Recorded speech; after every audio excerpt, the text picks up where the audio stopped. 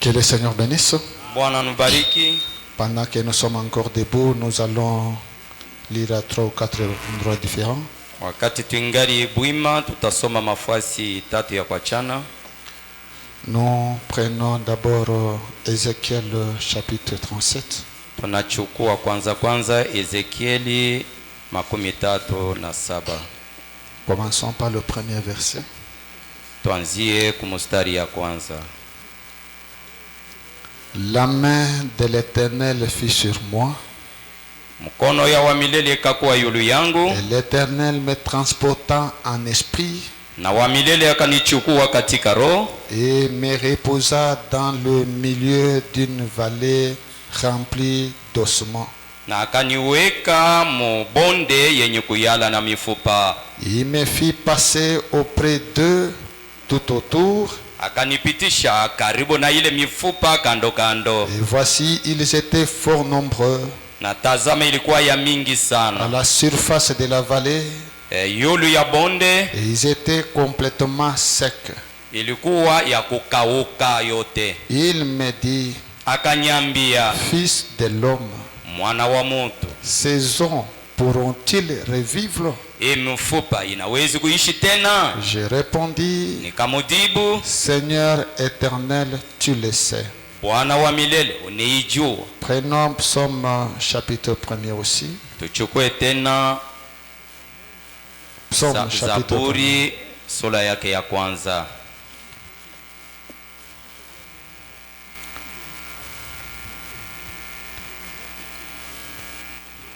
Heureux l'homme qui ne marche pas selon les conseils des méchants.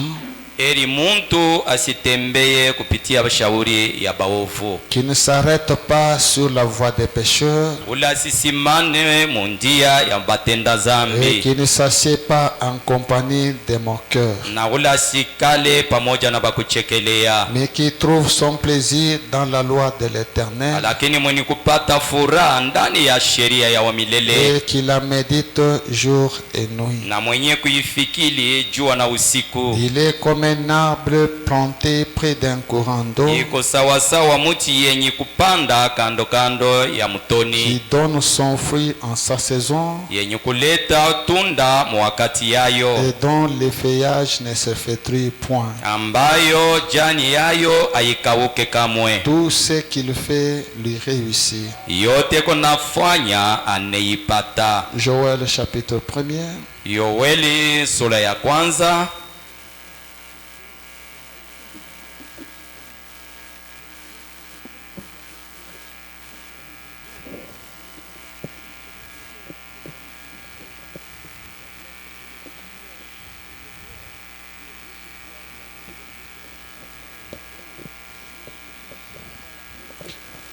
Le verset 4. Mustari ya 4. Ce qu'a laissé le gazam, la sauterelle l'a dévoré. Ile gazam aliacha, mpanjo aliipepeta.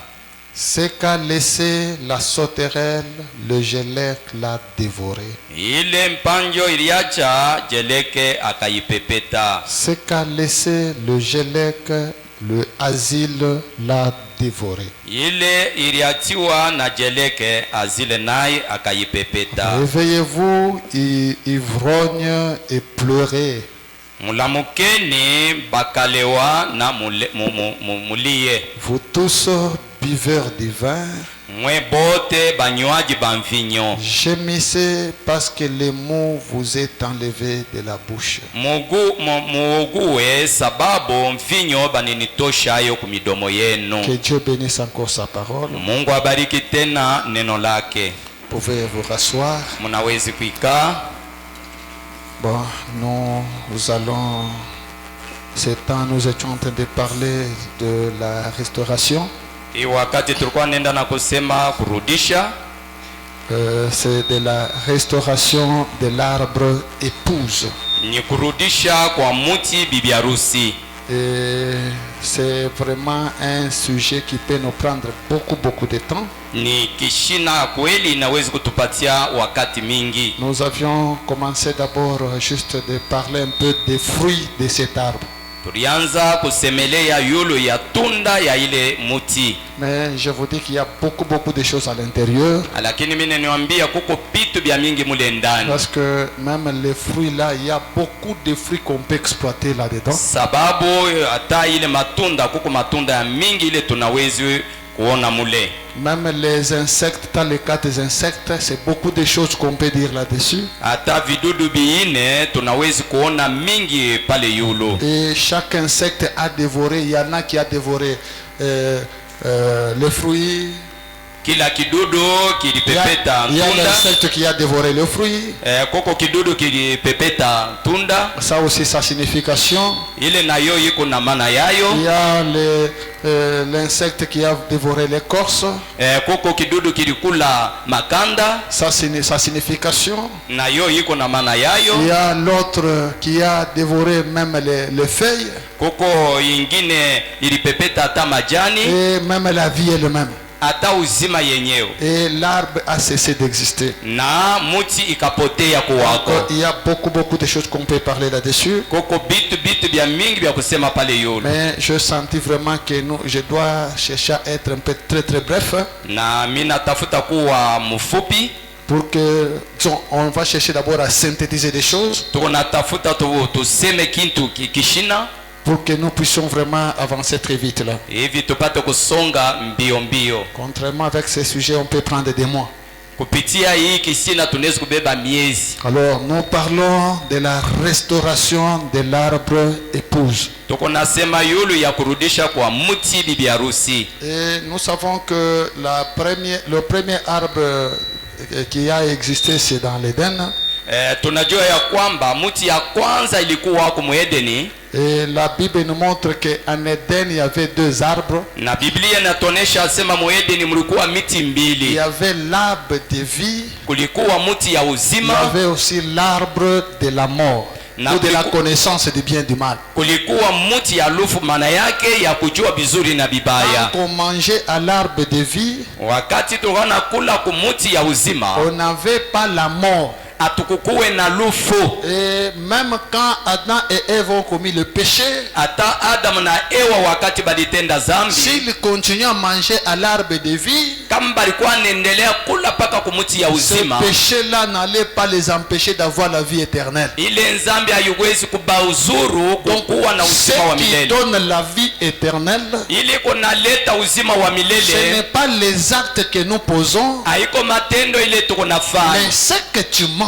lakini ile uko nakula. En Éden, on mangeait à l'arbre de vie. Muedeni balikuwa nakula kumuti ya Ils uzima, avaient toujours la vie éternelle. balikuwa siku yote na uzima wa Même milele. quand ils ont péché, Hata wakati balitenda ils ont zambi, continué à manger à l'arbre de la vie. baliendelea kula Et kumuti ya ils uzima, avaient toujours la vie. na balikuwa paka na uzima. Alors Dieu a dépêché les chérubins en Éden. Mungu akakaribisha sasa mkerubi kule Il Muedeni, les a dit, allez empêcher à ces gens akasema wende ukakoseshe huyu de muntu continuer à manger à l'arbre de vie. kuendelea kula kumuti ya Parce uzima, que s'ils continuent à manger à l'arbre de vie, sababu kama anaendelea kula kumuti ya ils uzima auront toujours la vie. batakuwa paka na C'est uzima. pourquoi en Éden, les anges sont descendus avec les épées Njo maana Muedeni bamalaika bakashuka na pour mipaka empêcher à Adam et Ève à manger à l'arbre. juu ya kuzuiza Adamu na Ewa bashikule kumuti. Frère Branham dit, Ndugu Branham anasema ce temps-là, ile wakati ile Dieu avait interdit de manger à l'arbre de vie. Mungu alikataza kula kumuti ya uzima. S'approcher de l'arbre de vie, Kukaribia kumuti ya uzima c'est avoir la mort. maana yake ni kuwa na lufu, Parce qu'il y avait les anges qui étaient prêts pour tuer si vous voulez manger à l'arbre de vie. sababu bamalaika balikuwa karibu, kama unakaribia kwa ile muti Mais unakufa. aujourd'hui, Lakini leo ne pas manger à l'arbre de la vie, kukosa kula kumuti ya uzima c'est la mort. ni lufu, Et si vous mangez à l'arbre de vie, na kama unakula kumuti ya uzima, peu importe ce que tu es, ayuzuru kile wiko, tu as la vie éternelle. uko na uzima wa milele.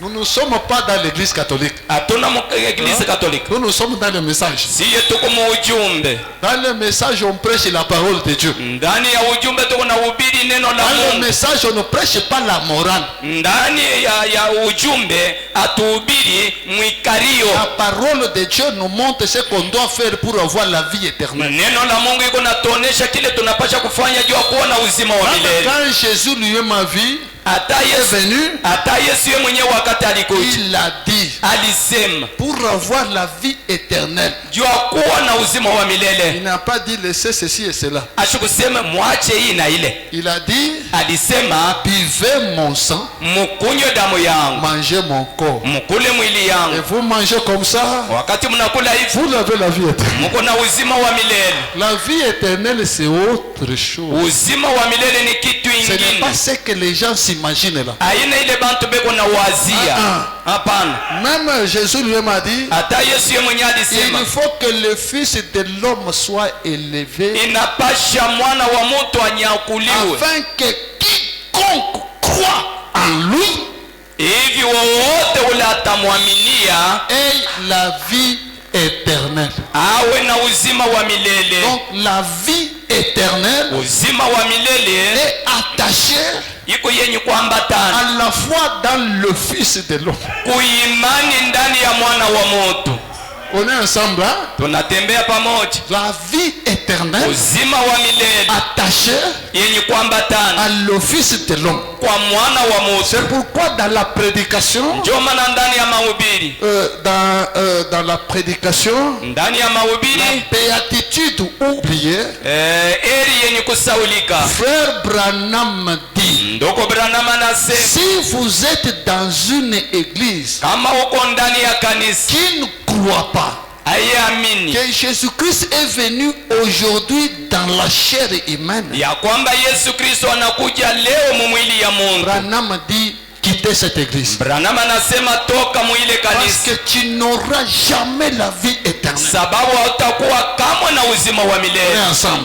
Tutatembea Ok, pamoja. là, en Éden, il y avait l'arbre. Kule ndani ya Edeni kulikuwa Et mti, à la Pentecôte, na ku Pentecoste il y a eu l'arbre épouse qui a été planté. kukakuwa muti bibi harusi yenye kupanda, Et cet arbre épouse, na hii muti bibi c'est harusi l'église de Dieu. ni kanisa ya Mungu, C'est l'épouse de ni Jésus-Christ bibi harusi wa qui a Kristo. commencé là en Éden, qui a commencé là à la Pentecôte. Ule alianzia kule ku Et Pentecoste. quand il a commencé à la Pentecôte, Wakati alianza ku Pentecoste c'était un bon arbre. ilikuwa muti mzuri, Un arbre qui avait des écorces, muti ilikuwa na makanda, qui avait des feuilles, kulikuwa et majani qui avait même le fruit, na kulikuwa hata les matunda bons fruits. na matunda Mais mazuri. regardez qu'il y a un insecte qui est venu. Sasa mwangalie, kunakuwa kidudu kinakuwa, Cet insecte est venu attaquer l'arbre.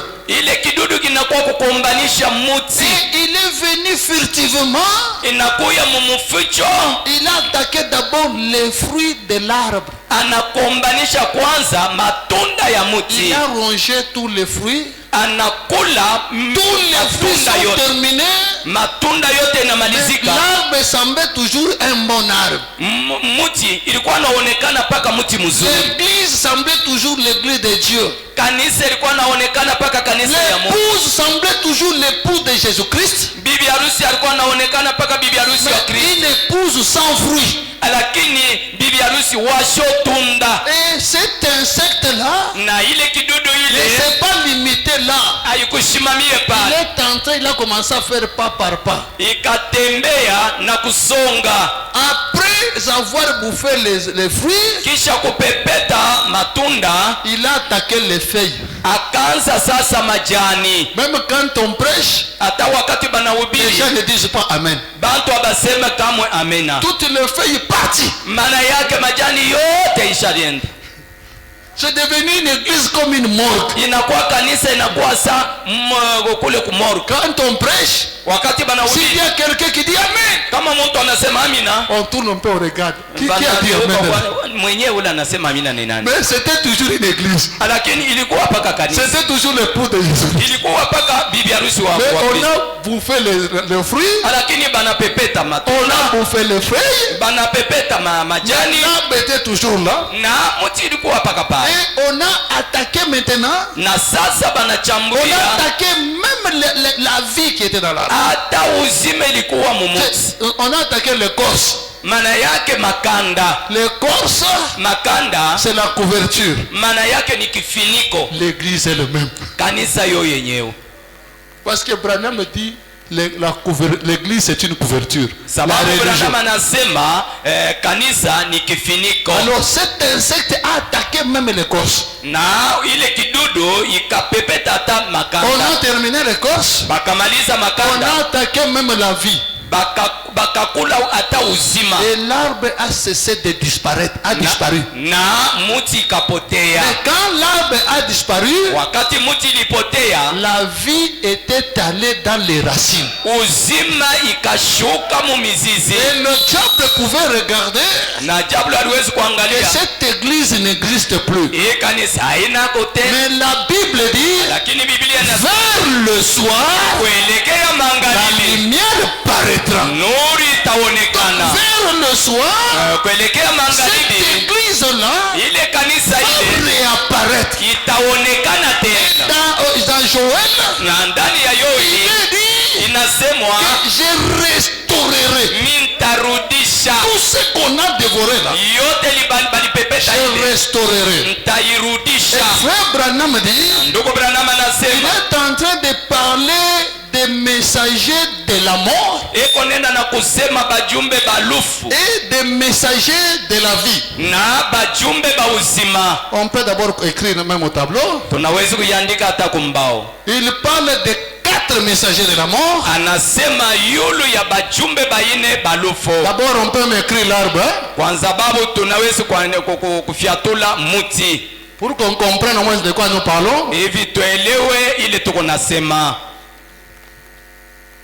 C'est ça la terre. Njo ile Cet arbre a des fruits. hii muti iko na matunda.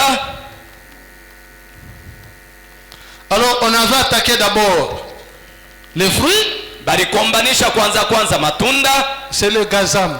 maana yake ni kazamu. Le gazam, lui, a attaqué le fruit. Kazamu yeye anapepeta Il a matunda, mangé tous les fruits. anapepeta matunda L'arbre est yote. resté l'arbre, Muti inabakia paka mais muti, sans fruits. lakini bila tunda. Il a attaqué maintenant les feuilles. Anachambulia sasa majani. Celui qui a attaqué les feuilles, Ule alipepeta c'est majani, la sauterelle. ilikuwa mpanjo. Frère Branham dit que c'est le même esprit, Ndugu Branham anasema ni roho moja c'est le moja, même insecte ni kidudu kimoja qui kimoja, change seulement les apparences. kiko nabadilisha uso. C'est aussi beaucoup d'enseignements là-dessus. Ni mahubiri tena ya C'est mingi pourquoi pale je yo. vous ai dit que ça risque de nous prendre beaucoup de mois. Ndio maana mimi naambia seminari Mais kutubeba nous avançons à l'essentiel. lakini tunaenda kuya mafaa. Et la sauterelle a bouffé les feuilles. Na mpanjo akakula majani. Quand le gélec lui est venu, Wakati jeleke ye alikuja, il a mangé l'écorce. anakula ye Donc makanda. on a tué cet arbre. Manake banaua hii muti. L'arbre a cessé d'exister. Muti inapotea. La vie qui était dans l'arbre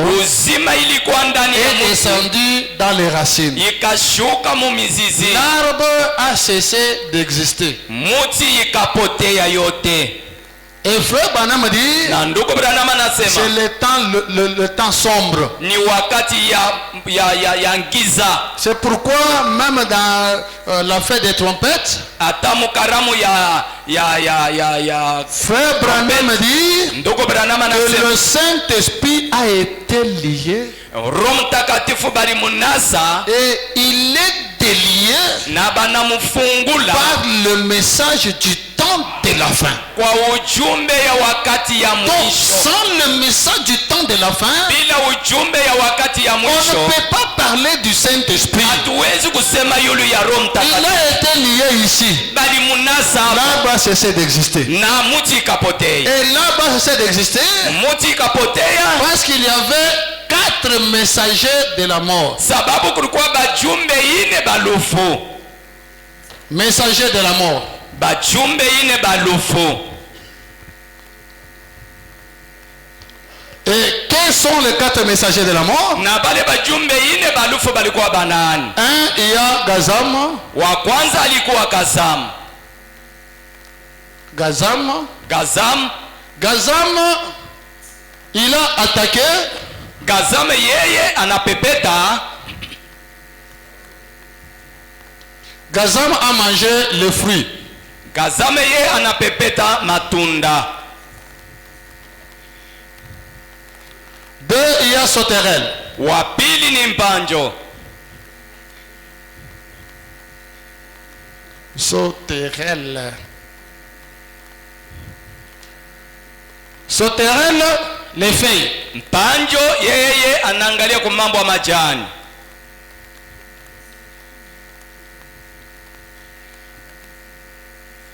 Trois, il y a les Gelek. Watatu Jelek. Gelek, il a attaqué l'écorce. Yeye anakombanisha makanda. Écorce.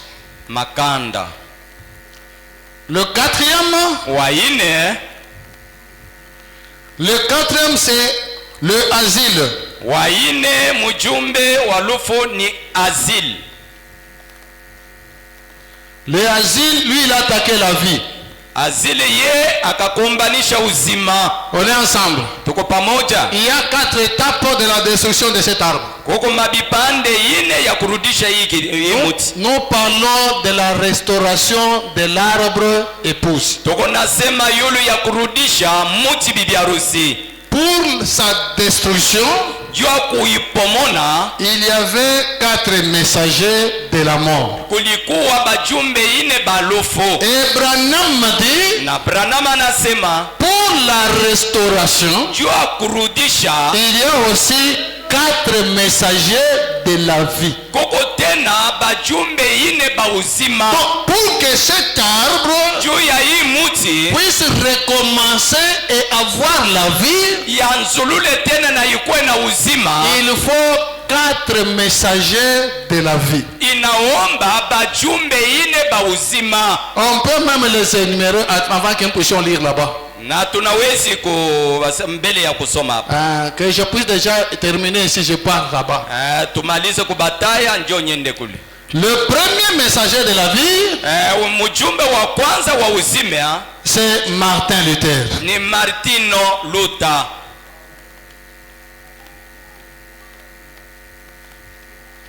Martin Luther. Martino Luther. Le deuxième messager, Mjumbe wa pili Wesley. Wesley. Le troisième messager, Mjumbe wa tatu la Pentecôte. Pentecote.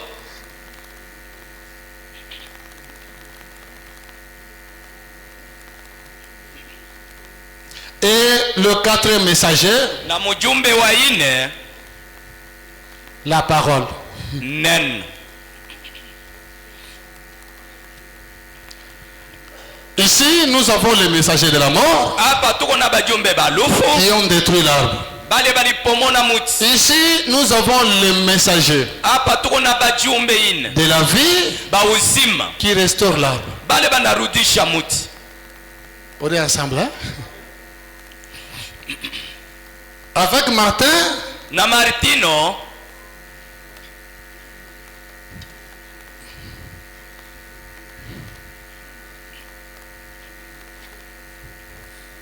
avec Martin, na Martino quel était son message pour la restauration? ujumbe yake ilikuwa ujumbe kani juu ya kurudisha, La justification. kuhesabilia haki.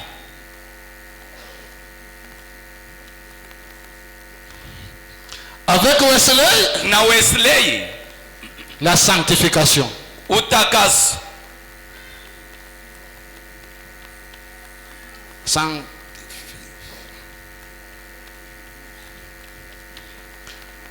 Et à la Pentecôte, Ku Pentecote nous avons twiko la restauration des dons, kurudisha kwa mazawadi, le baptême du Saint-Esprit ubatizo wa Roho Mtakatifu Pas le Saint-Esprit tout court. hapana Roho Mtakatifu Le kunamalizika. baptême du Saint-Esprit.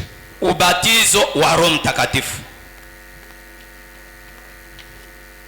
On est ensemble. Le baptême du Saint-Esprit, nous sommes là-bas. Ubatizo wa Roho Mtakatifu tuko pale. Et restauration de dons. Na kurudisha kwa mazawadi.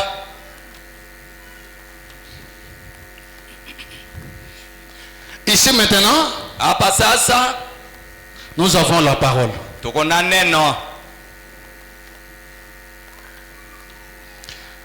C'est pourquoi je vous avais dit, Ndio maana niliniambia c'est frère Branham qui dit, ni ndugu Branham iko nasema. quand il était encore en train de donner le message dans l'âge de la Odyssée, Wakati alikuwa analeta ujumbe ya kizazi ya Laodikia, frère Branham disait, ndugu Branham alikuwa anasema si vous avez le Saint-Esprit, kama uko na Roho Mtakatifu vous êtes sauvés, c'est fini. unaokolewa kuna malizika. Ça, c'est Branham qui l'a dit. Ile ni Branham ndio Et vous anasema. avancez encore, Na unasonga tena, Branham vient encore vous dire, Branham anakuja tena tu peux kumwambia avoir le Saint-Esprit unawezi kuwa na Roho Mtakatifu et aller en enfer. na kwenda mugenda. Il dit, il y a plus que ça.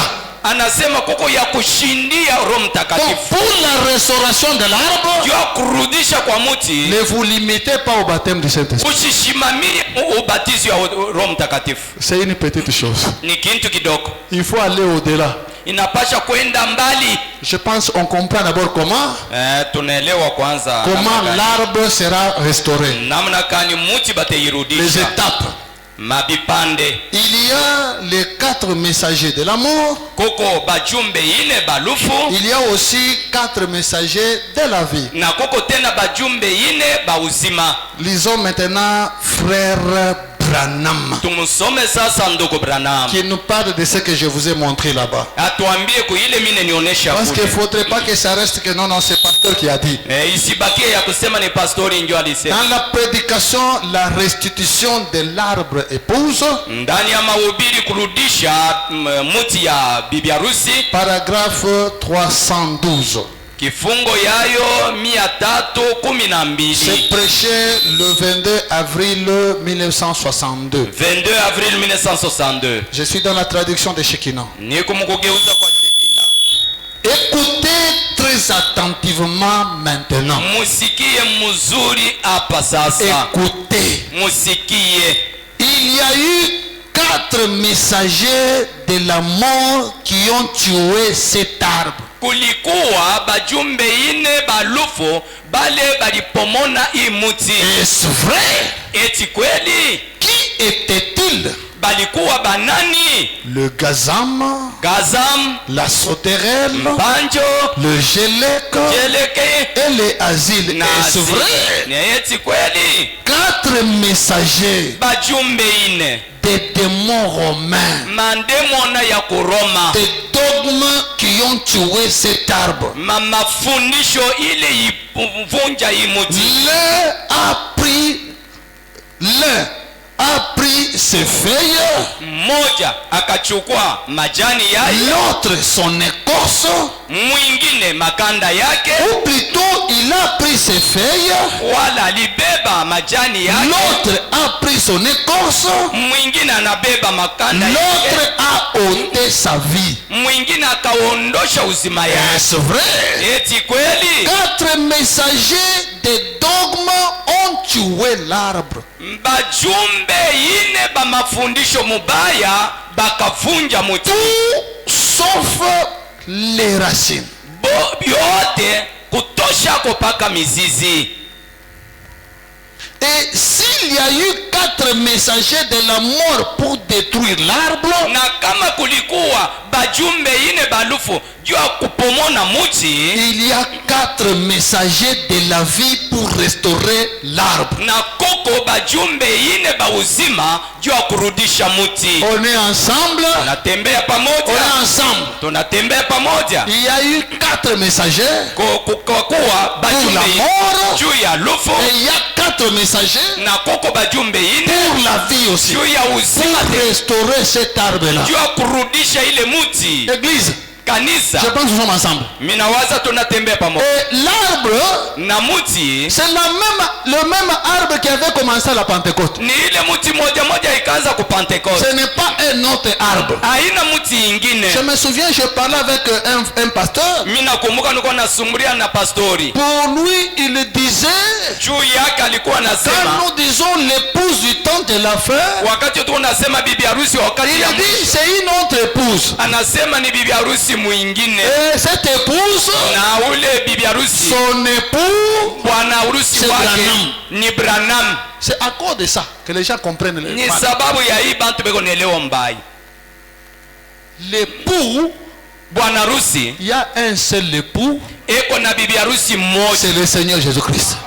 Koko bwana harusi moja ni Il y a Bwana une Yesu. seule épouse, Na koko bibi harusi c'est moja l'époux du Seigneur Jésus-Christ, ni bibi harusi wa qui Bwana a Yesu commencé Kristo. depuis la Pentecôte. Ule alianzia ku Pentecote. Bien que le diable avait pensé qu'il a tué cette épouse, Hata vile diablo aliwazia sema na huyu bibi harusi. non, c'est l'arbre qui a disparu. Hapana, ni muti ilipotea. La vie était dans la racine. Lakini uzima ilikuwa Et mumizizi. cette même épouse Na huyu bibi harusi devait moja moja encore réapparaître. alipasha kuonekana tena. Et Branham nous montre Na Branham que anatuonyesha cet arbre ici, ya kwamba hii muti deux personnes ont vu cet arbre. batu bawili baliona hii muti.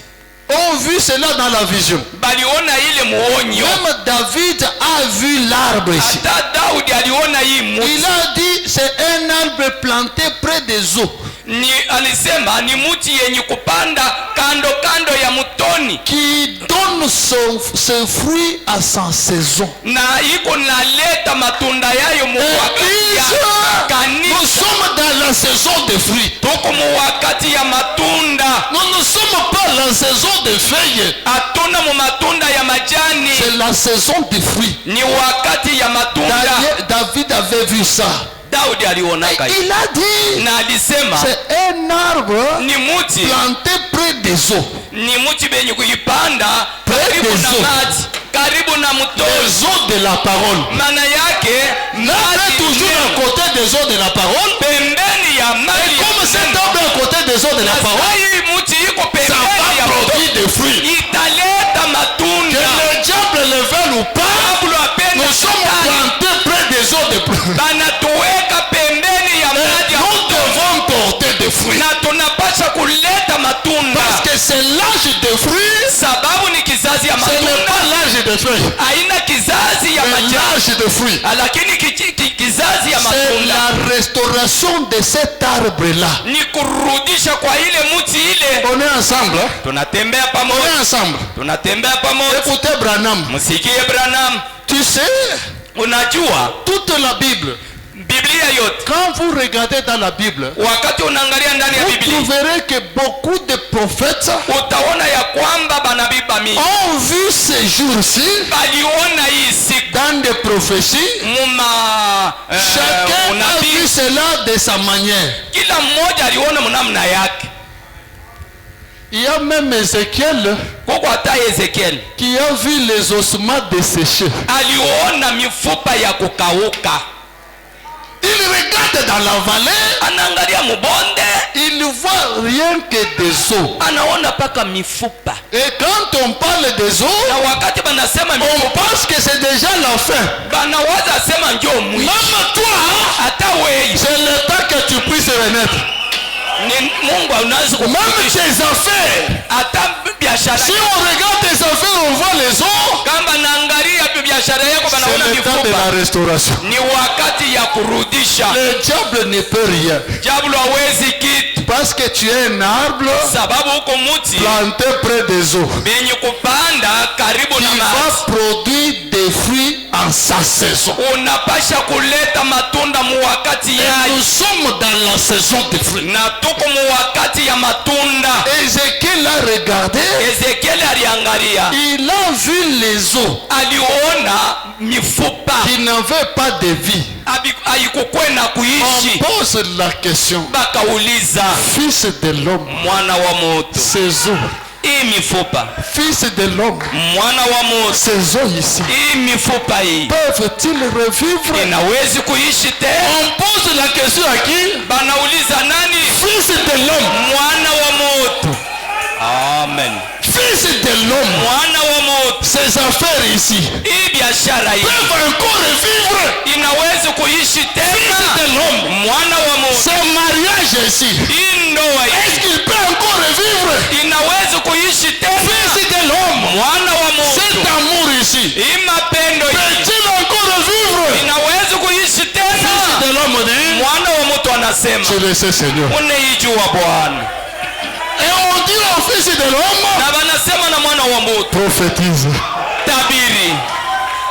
Église, Kanisa nous sommes les bienheureux tuko parce bapendo que nous baheri avons accueilli le fils de l'homme. sababu tulimpokea mwana wa mtu. C'est le fils de Ni l'homme mwana wa qui mtu doit prophétiser. ule anapasha Il kutabiri, prophétise anatabiri sur les eaux. yulu ya Et mifupa. quand vous regardez les eaux, Wakati unaangalia il n'y mifupa a plus de vie. hakuna Vous uzima, regardez l'arbre, unaangalia il mti n'y a plus de vie.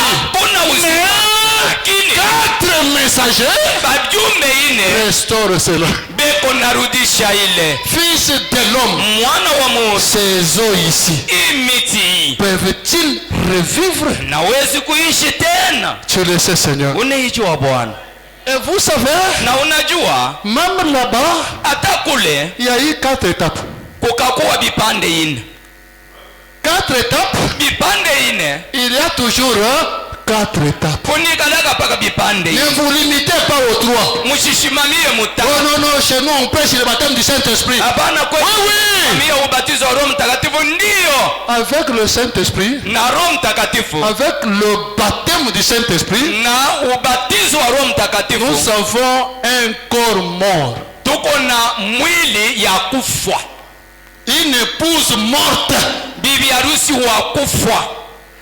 Il faut attendre Inapasha kuchunga, la 4e lumière. maana yake nuru ya ine C'est la 4e lumière ni nuru ya ine qui donne la vie au corps. unaleta uzima kumwili.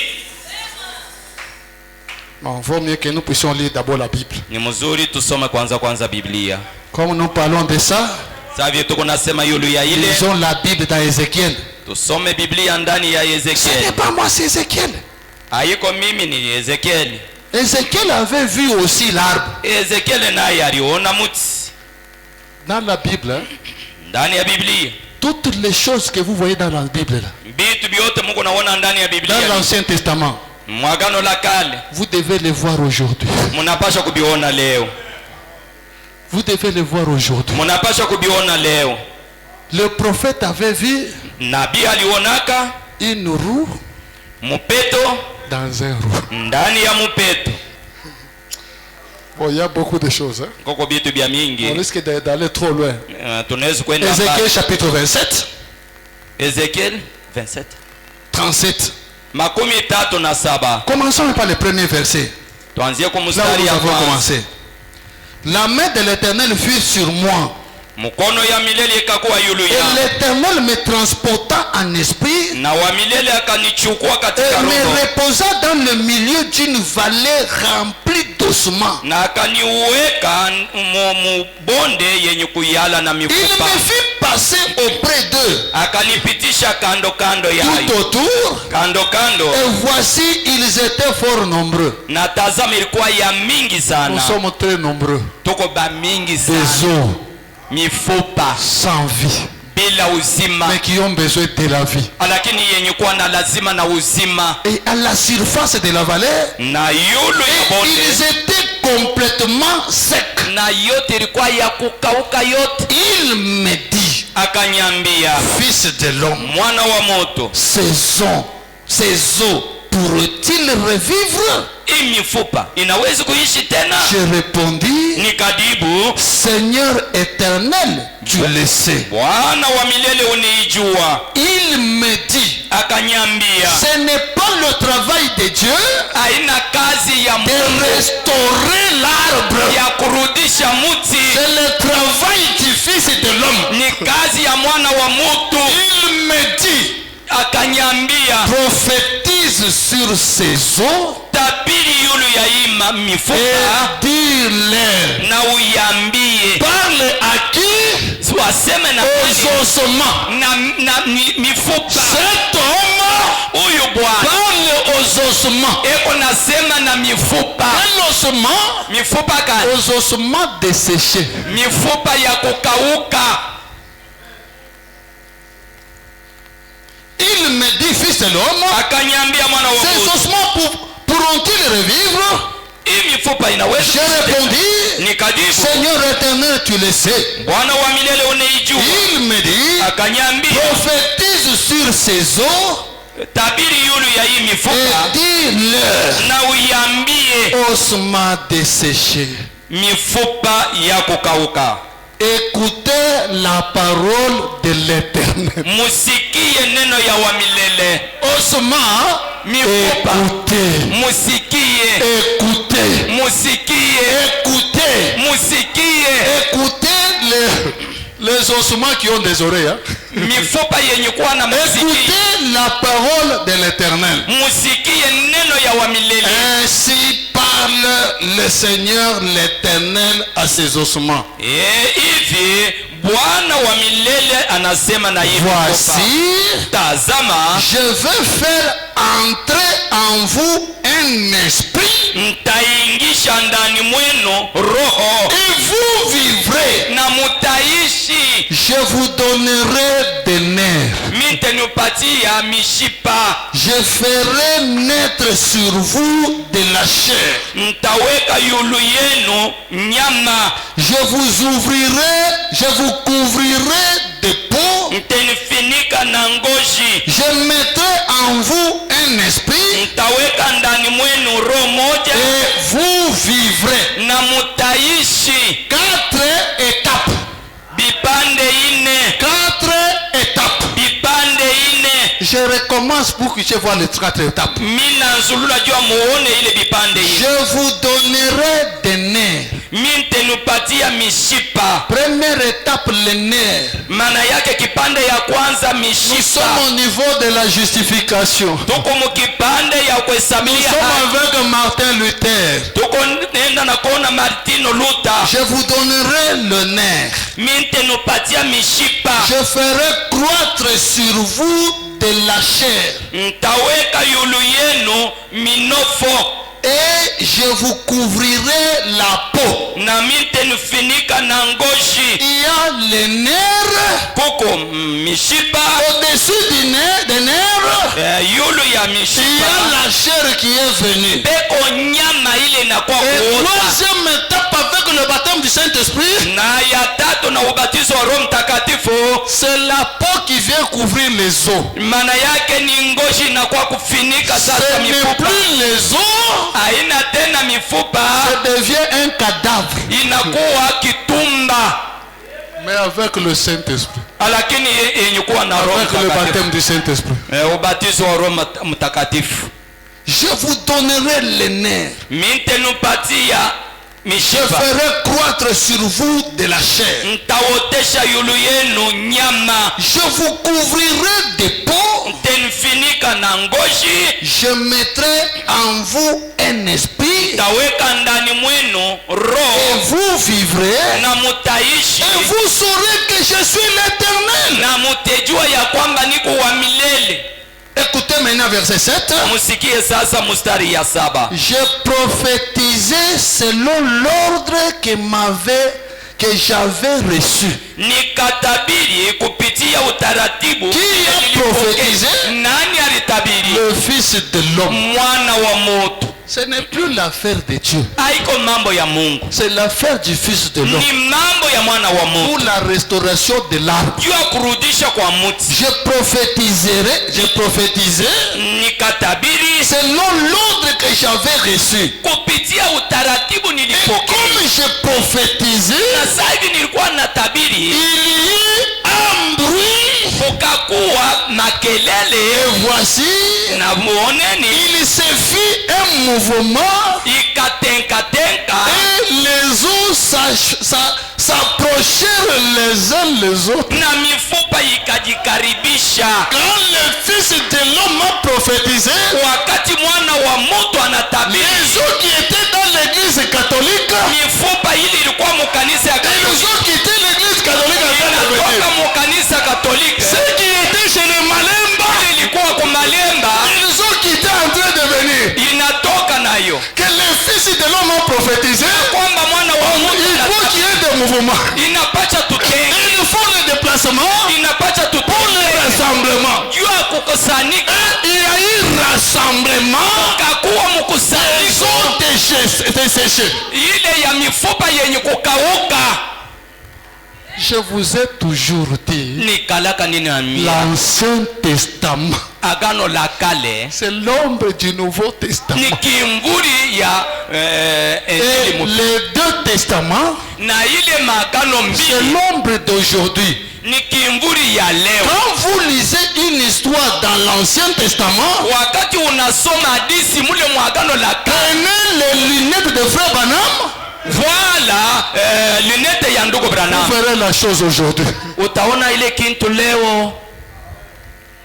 J'ai regardé Nikaangalia, et voici il est revint d'un air, lakini mishipa ikakuja la chair crue na mnofo et la peau le couvrit par-dessus, na ngozi ikaifunika yulu, lakini il n'y avait point en eux l'esprit. akukuwe kamwe ndani mwayo roho. On est ensemble.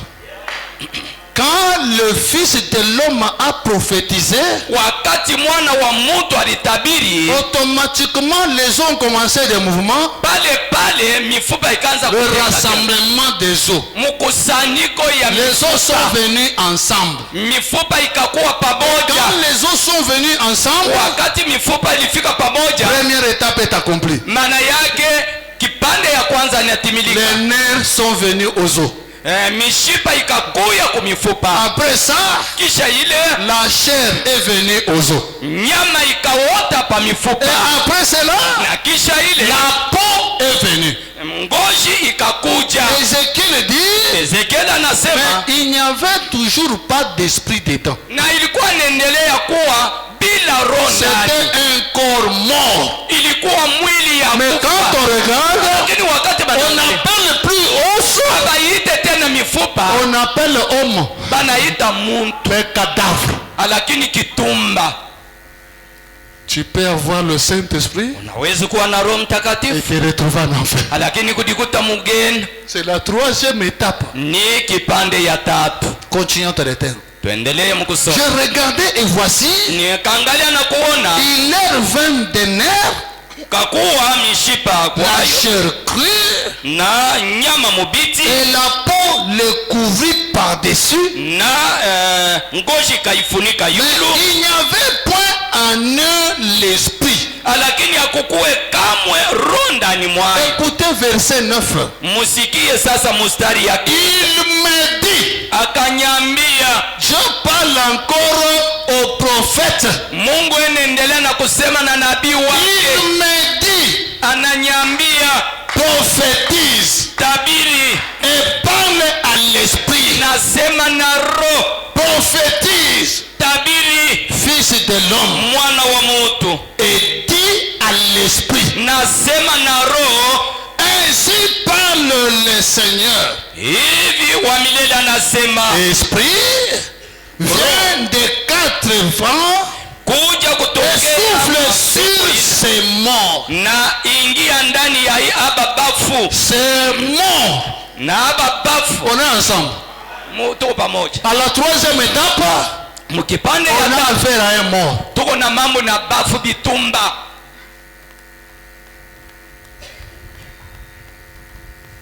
Et viens. Oh. Il n'y avait pas. Oh. Il me dit, prophétise et parle à l'esprit. Nasema na roho, Prophétise au fils de l'homme. tabiri mwana wa Et Mungu. dis à l'esprit, Nasema na roho, ainsi parle parle le Seigneur l'Éternel, hivi Bwana wa milele anasema, esprit roho vient des quatre vents, tokea mpepo ine souffle sur ces morts na ingia ndani ya hii et bitumba qu'ils revivent. na bipate kuishi. Je prophétisais Nikatabiri selon l'ordre qu'il m'avait donné, kupitia usawa alikuwa mwenye et kutupatia, l'esprit entra en eux na roho ikiingia ndani et mwao ils reprirent vie. na ikanzulula kuishi. Le prophète a prophétisé combien de fois? Nabii alitabiri mara ngapi? Maman, le prophète a prophétisé combien de fois? Bamama, nabii alitabiri mara ngapi? Combien de fois? Non. Il a prophétisé combien de fois? Mara ngapi? Il a prophétisé 2 fois. Anatabiri mara mbili. On est d'accord? Tuko pamoja? Il prophétise 2 fois. Je sais pourquoi je Anatabiri vous le mara dis. mbili. Il a prophétisé pour la première fois. Anatabiri juu ya mara ya kwanza, Il y a eu 3 étapes. kukakuwa mabipande Première, tatu. deuxième, troisième. Ya kwanza, ya pili na ya tatu.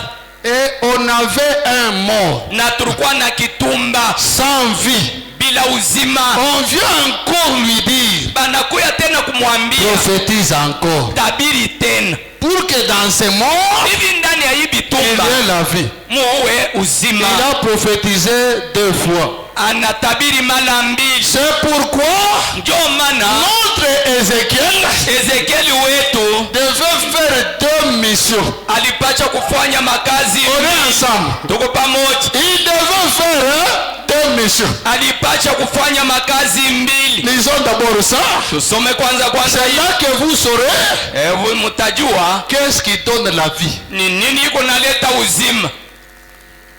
Nous sommes dans Exposé des âges, Tuko mkutilia wazi kwa vizazi. page 319, Karatasi 319. ici en bas.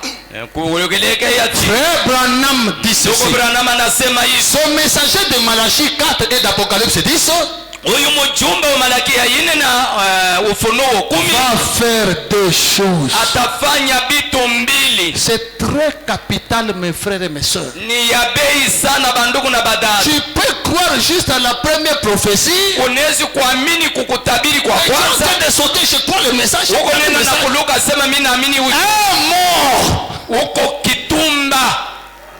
Un mort. Kitumba. On n'a jamais le Saint-Esprit. Hapana. Un mort. Kitumba. Oh, Branham a dit. Branham Tu alisema as le Saint-Esprit. mimi Tu napokea es Roho sauvé. Mtakatifu. Je déjà le Saint-Esprit. Oui, oui. Mais un mort. Lakini uko kitumba.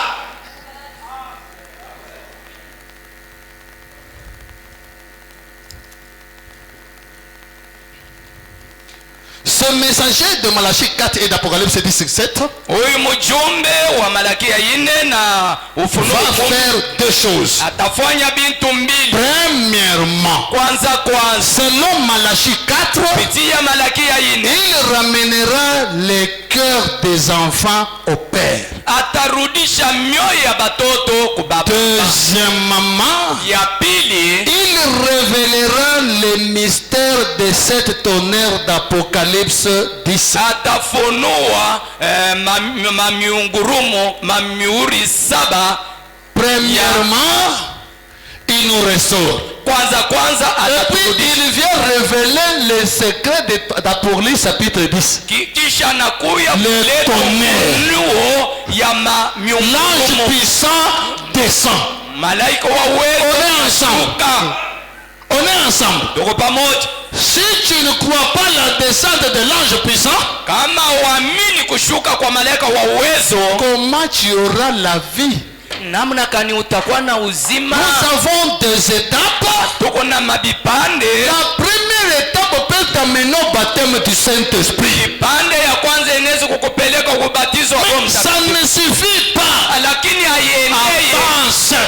Tembea, Avance songa mbele pour que tu puisses avoir la vie. hivi upate uzima. Les 4 messagers de la mort, bajumbe ine balufu ils ont détruit l'arbre. balipomona muti, Ils n'ont laissé que des racines. baliacha paka mizizi. Branham dit ceci. Branham anasema hivi, Il parle maintenant des messagers de la vie. anasema sasa juu ya bajumbe ba uzima, Toujours dans la restitution de l'arbre épouse. mpaka ndani ya mahubiri kurudisha kwa Mungu. Paragraphe 313. Kifungo yake 313. Frère Branham dit ceci. Ndugu Branham anasema Par 4 messagers de la mort, kwa kupitia bajumbe ine balufu l'arbre a été détruit. muti balipomona. Alors 4 messagers de la vie Bajumbe ine ba uzima restaureront cela. batarudisha ile.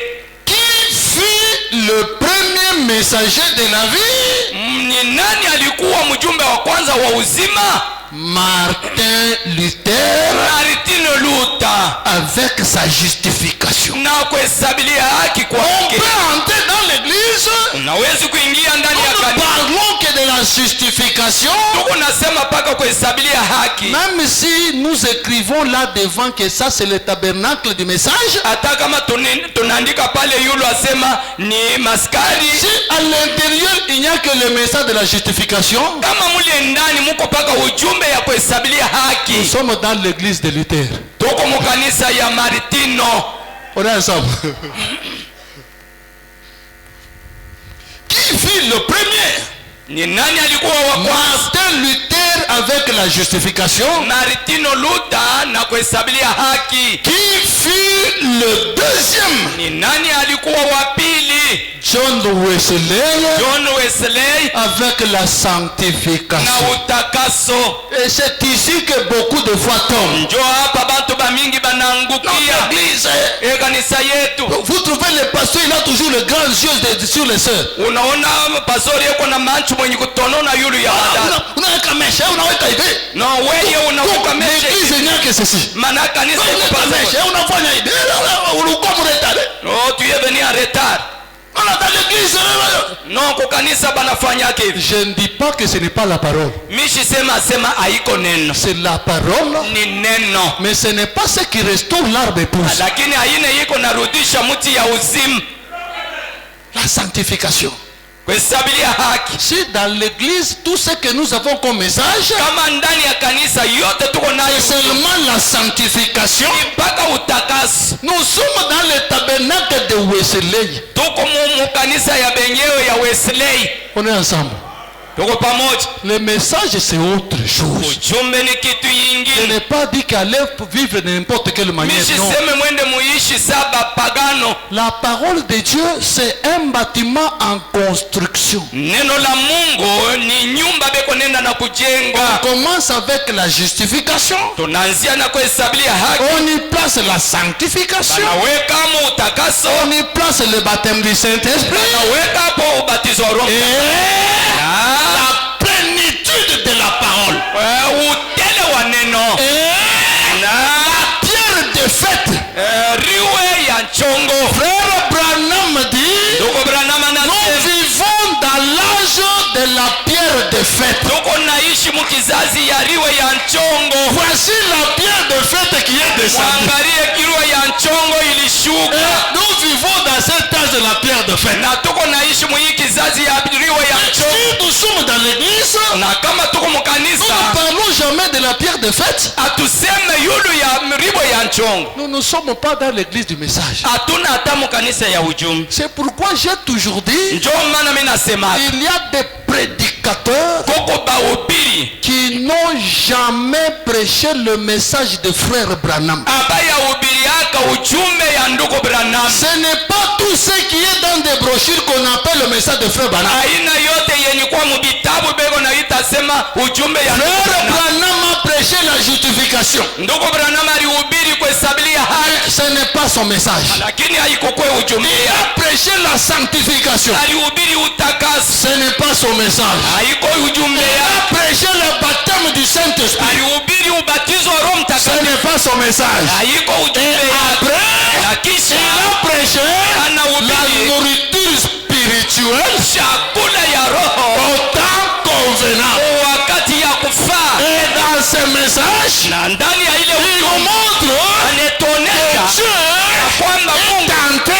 un homme. anaingia ndani ya mutu, Le fils de l'homme. mwana wa mutu. Même quand les enfants d'Israël devaient quitter l'Égypte, Hata batoto wa Israeli jua kutoka c'était Misri le premier exode. ilikuwa kutoka kwa Dans kwanza, ce premier exode, kutoka kule kwa pour kwanza, quitter l'esclavage, jua kutoka kazi, il a fallu iliomba que Dieu Mungu descende ashuke et entre dans un homme. ingie ndani ya mutu, Et les gens na bato ont reçu Moïse. balipokea mutu, Ils voyaient Moïse alikuwa naona Musa. qui a délivré les enfants d'Israël. Nani alifungula batoto wa Ce Israeli? n'est pas Moïse, mais c'est Dieu dans Moïse. Ndani ya Musa.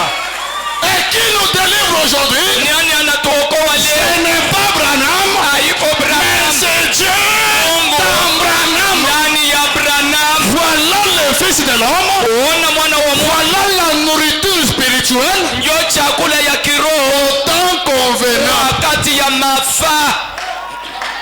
Tu ne manges pas ça, Au kule ile tu n'as pas la vie éternelle. hauna na uzima wa milele. Oh non, non, pour l'église, c'est trop. Hapana. Cher le toi, tu venais d'abongo. Nous ne voulons pas de mensonges.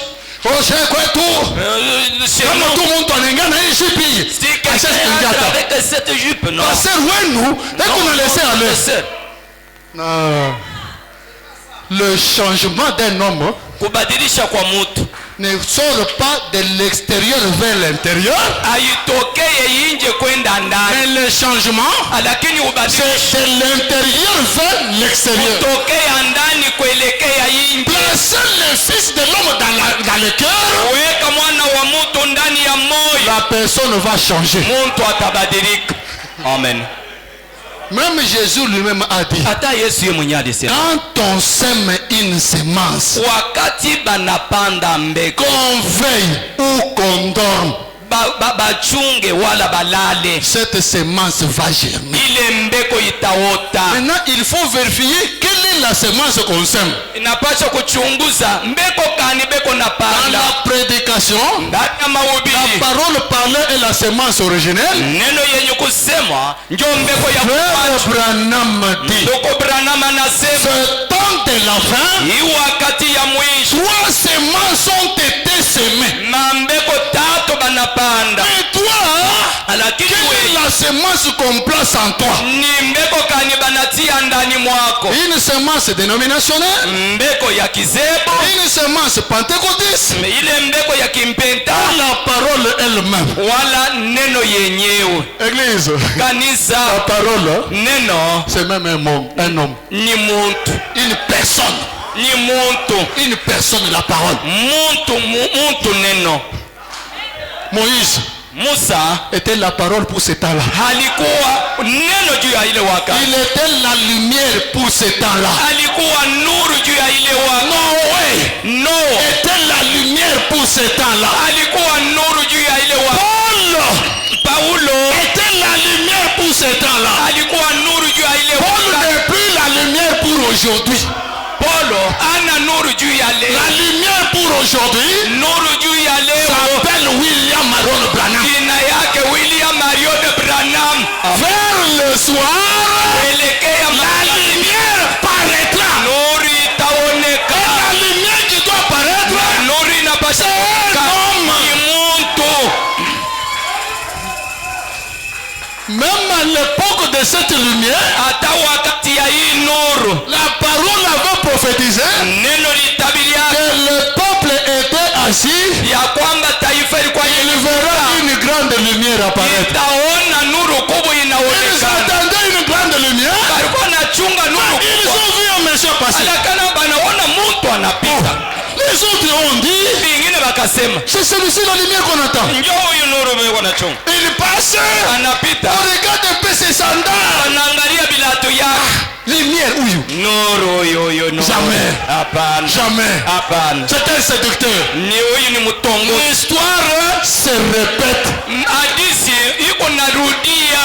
Église, Kanisa, église. kanisa On ne peut que prêcher un homme.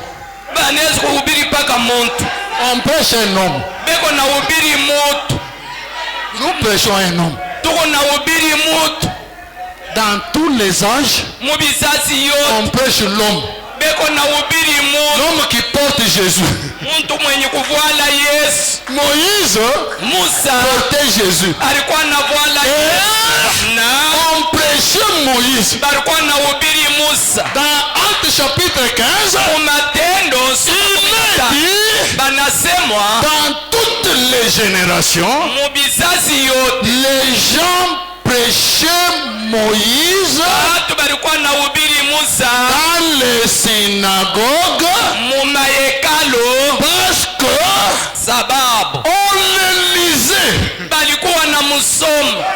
On le lisait. Balikuwa na musomo Où? wapi? Dans l'église. Ndani ya kanisa. Aujourd'hui, Na nous leo devons prêcher.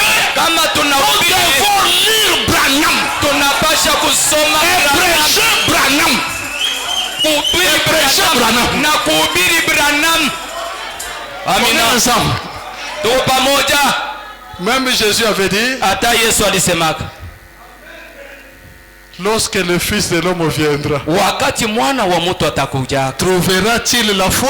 atakuta imani. Et ailleurs il a dit, Na hapo chingine anasema heureux l'homme eri mutu pour qui ule ambaye je ne serai pas une pierre sitakuwa d'achoppement. riwe ya kikwazo. Que Branham ne soit pas une pierre d'achoppement pour toi. Branham asikuwe riwe ya kikwazo juu yako.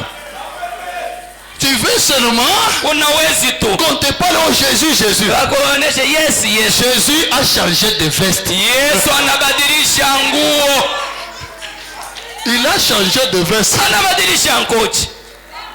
Bon. On a vraiment le temps, on aura toujours à continuer. Tuona wakati tutaendelea. Bon, je voudrais d'abord lire quelque chose. Nilipenda kusoma kwa kitu fulani Parce que c'est un dimanche. sababu ni Il y mjuma. a des gens peut-être qui peuvent être scandalisés par cela. Bantu banaweza kukwara kuile. On doit parler quand même de ce qui s'est passé. Tuko nasema ile ilipitikana. Frère Branham dit ceci. Ndugu Branham anasema Nous hivi. sommes dans la prédication. Tuko ndani ya mahubiri. Le Dieu puissant dévoilé devant nous. Mungu wa uwezo mwenye kuweka wazi mbele C'est yetu. Branham qui vient, qui arrive devant le peuple. Ni Branham anafanya kwamba anakuwa mbele ya Les gens taifa. en train de le regarder. Bantu beko nenda kumwangalia. Il dit aux gens, Anasema na je watu, vais vous prêcher aujourd'hui. mite nubiri leo. Le Dieu puissant Mungu wa uwezo dévoilé devant nous. mwenye kuweka wazi mbele yenu. Et quand il regardait, Wakati balikuwa il naangalia, voyait Dieu, beko naona mais il ne Mungu, savait pas. me abakujua. Quand Dieu a, Frère Branham a prêché sur ça, Wakati ndugu Branham alihubiri il hivi, voit les gens ne comprennent pas. anaona antu abelewe. Il vient, Anakuja, il prêche, anahubiri Dieu dévoilé. Mungu mwenye kufunua. Les gens toujours en train de le regarder. Bantu beko pa neno kwa. On va comprendre. Il Abelewe. revient, Anarudia, il dit, anasema le Dieu Mungu puissant wa uwezo dévoilé devant vous. mwenye kuweka wazi mbele Ah, yenu. notre Dieu, le Dieu là puissant. Maana yake ule Mungu wa uwezo Rien toujours. hakuna wa Il kusikia arrive, huko. Anafika Dieu mal compris. Mungu mwenye kuelewa vibaya. Dieu mal compris. Mungu maana yake Les gens ne le comprennent pas. bantu abamuelewe, Mais il était là. lakini alikuwa pale. Vérifiez, vous verrez que Frère Branham Mchunguze, mtaona ya kwamba a ndugu prêché Branham plusieurs sermons qu'il a intitulés anahubiri mabishina ya mingi, analeta ndina Jésus-Christ est le même hier, aujourd'hui et Yesu éternellement. Kristo eko sawa sawa jana, leo na milele. Il essayait d'attirer l'attention des gens Alikuwa napima kukokota angalisho pour ya que watu les gens arrivent à comprendre de quoi il parlait. hivi, bantu bafikie mkuelewa kile Il alikuwa vient anasema. même leur dire, Akabambia, mes frères, banduku yangu, Jésus-Christ est le même en tout, Yesu Kristo eko sawa sawa mubyote, sauf le corps physique. mwili yake ile Le corps maisha. physique est différent, Mwili inachana, mais celui qui est devant vous, lakini ule mwenye kushimama mbele c'est yenu le même Dieu. njoo Mungu moja moja. Non. On va, il y a une autre écriture qui vient. Koko andiko inakuja, Vous comprenez vraiment? Des mwelewe. fois, quand on donne la parole, il y a beaucoup d'écritures qui viennent comme ça. Wakati tunaleta neno kwa maandiko ya mingi kuna Alors, j'ai toujours aimé quand l'écriture vient, napendaka kama andiko que nous inakuja puissions lire ça. tupate kuisoma. Là, j'ai la paix. Ale niko na salamu. Ok, je viens de trouver ça. C'est dans la prédication, les oins du temps de la fin. Prêché le 25 juillet 1965. 25 juillet 1965. Je ne sais pas si vous pouvez lancer ça là-bas. Paragraphe 269. Ça peut aller? Ok, parce que j'aime bien qu'on lise ensemble. Qu'on ne puisse pas dire au pas et n'a pas. Frère Branham a dit, maintenant je veux que vous sachiez que c'est certain.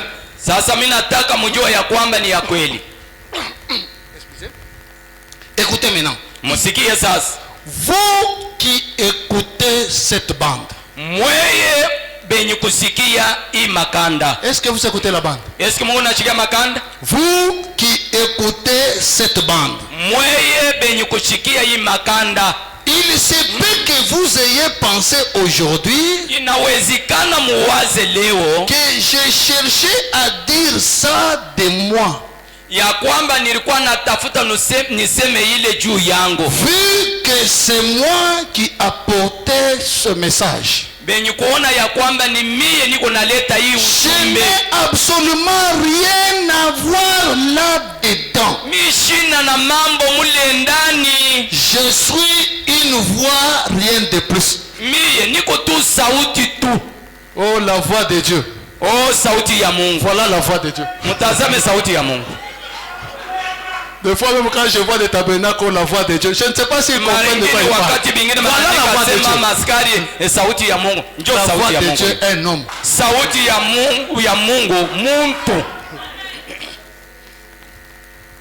Je ne suis... Oh là, excusez, je reviens un peu.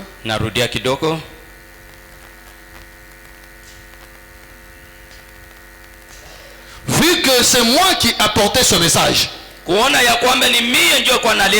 n'ai absolument rien à voir là-dedans. Je suis une voix, rien de plus. Et ma voix, même contre mon gré, je voulais être un trappeur. Je voulais être un trappeur. Mais ce que j'ai résolu de faire et que je suis déterminé à faire, c'est la volonté de mon Père. Je ne suis pas celui qui est apparu là-bas à la rivière. Je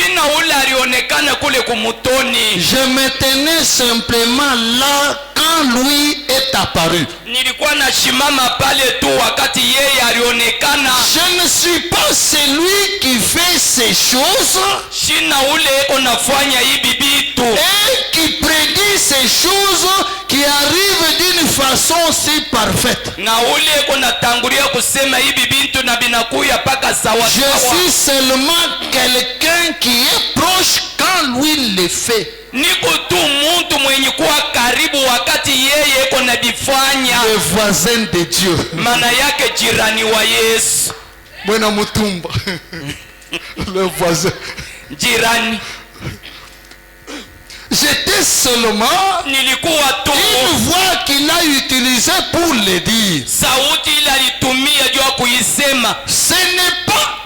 Ce n'était pas ce que moi je savais.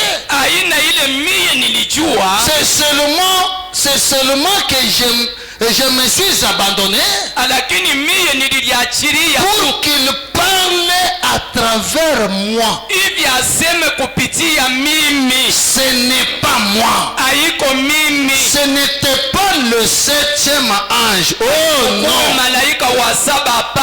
C'était la manifestation du Fils de l'homme.